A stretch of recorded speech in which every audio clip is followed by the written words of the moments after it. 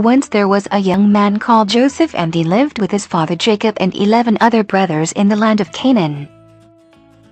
Joseph was a favorite child of his father, and one day he was given a coat of many colors. This made the other brothers very jealous, and they hated Joseph. One day Joseph had a dream, and he told his brothers that in the dream they were all binding sheaves of wheat, and all the brothers' bowed down to Joseph's wheat. This made the brothers hate him even more, and they said to Joseph, "Shall he rule over us?" Then Joseph had another dream, and he told his brothers and father about it. This time the sun and moon and 11 stars bowed down to Joseph. It made his brothers hate him more than ever, and even his father wondered what was meant by the dream. One day Jacob wanted to know if his sons were doing their job properly and looking after his sheep. So he sent Joseph to find out, but he could not find them. Then a man saw Joseph and told him that the brothers had gone with their sheep to a place called Dothan. When the brothers saw Joseph coming towards them, they decided they would kill him. But one of them, Reuben, said they should not hurt Joseph, but instead throw him into a pit until they could decide what to do with him. Reuben said this because he wanted to rescue Joseph when he had the chance. Joseph was put in an empty well and felt very sad and afraid. As he sat in the darkness, he could hear his brothers above him talking and eating. He cried for help, but they ignored him. They had taken his coat of many colors. Whilst Reuben was away, some merchants came towards the brothers.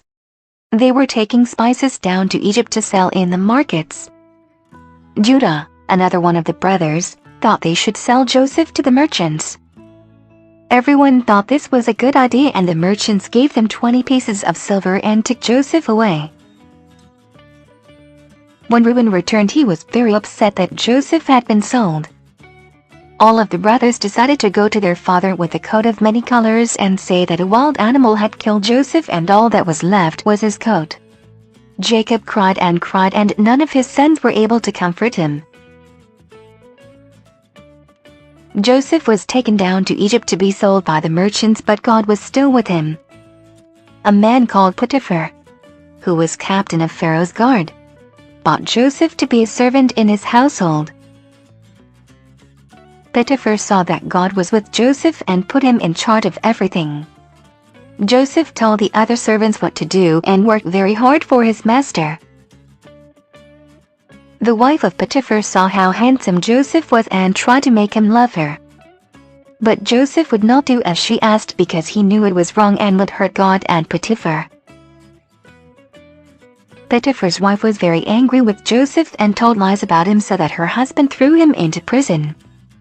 Joseph was very sad, but God caused the jailer to be kind to Joseph and put him in charge over the other prisoners.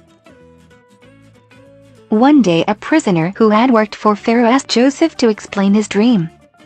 He had seen a branch with 3 bunches of grapes and a hand pouring wine. Joseph said the dream meant in 3 days the butler would be set free and be working in the palace again. Another prisoner, who had once worked for Pharaoh as a baker, also asked Joseph to explain his dream. He had seen 3 baskets of baked food with one on his hand.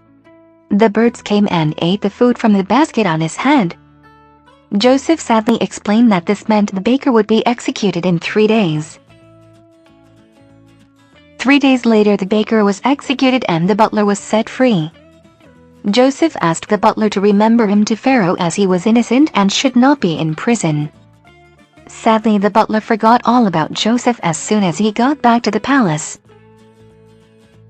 2 years passed, and then suddenly Joseph was freed from prison, washed and dressed in clean clothes. This all happened because Pharaoh had a dream and no one could explain it.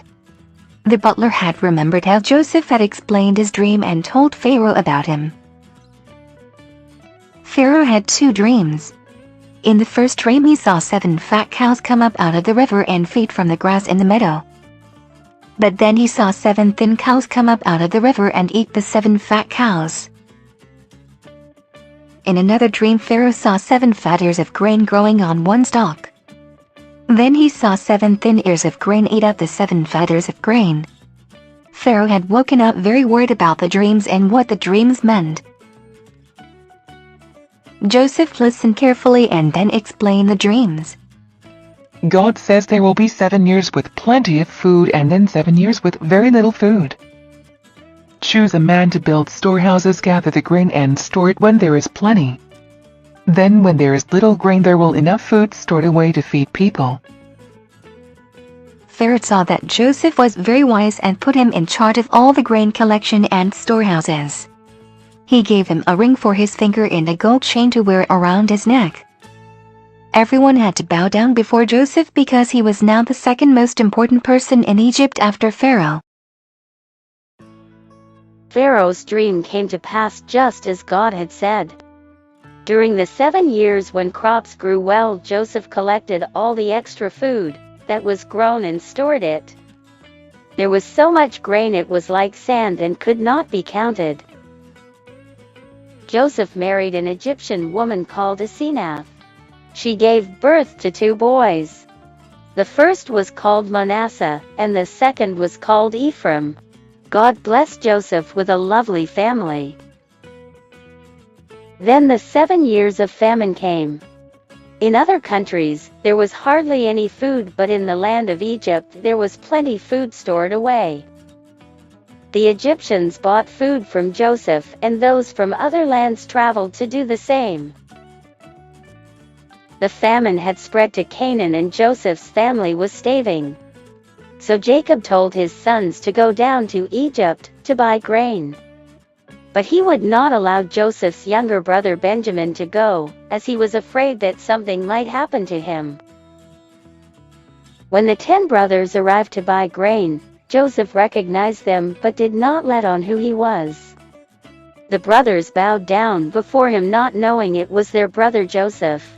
Joseph accused his brothers of being spies. The brothers insisted they were innocent and explained how they had left their father and younger brother Benjamin in Canaan to buy food in Egypt. Joseph insisted they were telling lies and put them all in jail. After 3 days, Joseph brought them out of prison. He said they could buy food, but they must return to Egypt with Benjamin. At this the brothers became very upset. God is punishing us for how we treated Joseph, they said.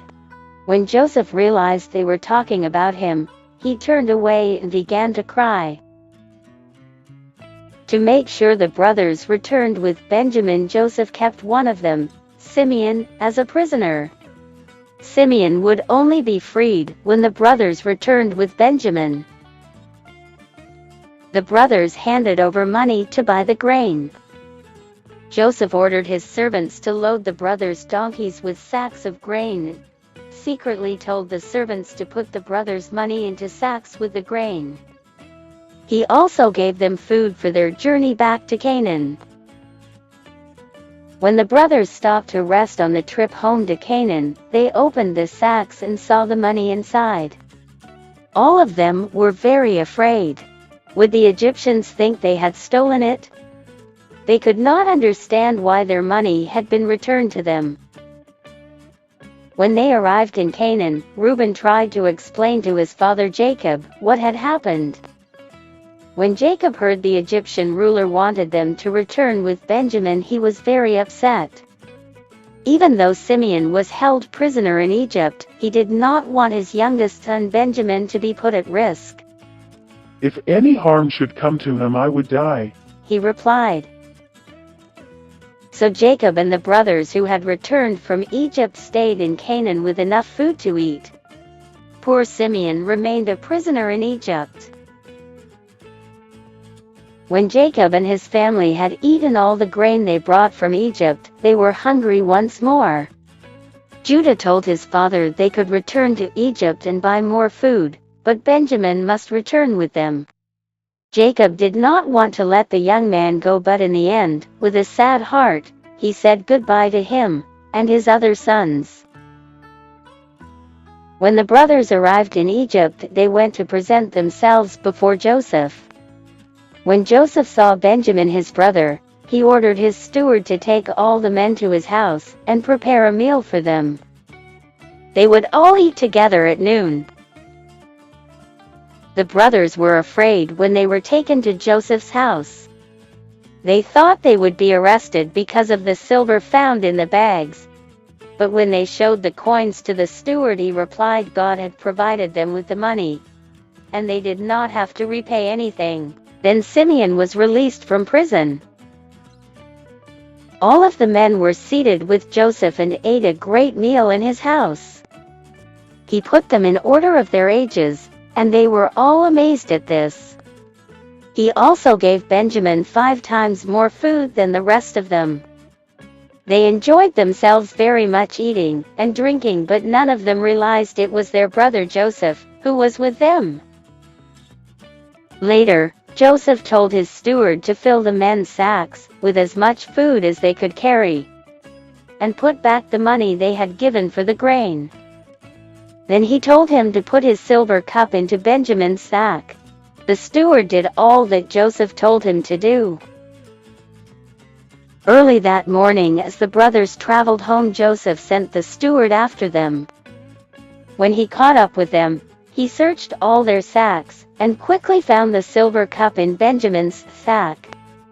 He said the youngest brother must become the slave of Joseph, but all of the men agreed to travel back to Egypt, to try and explain that he had done nothing wrong.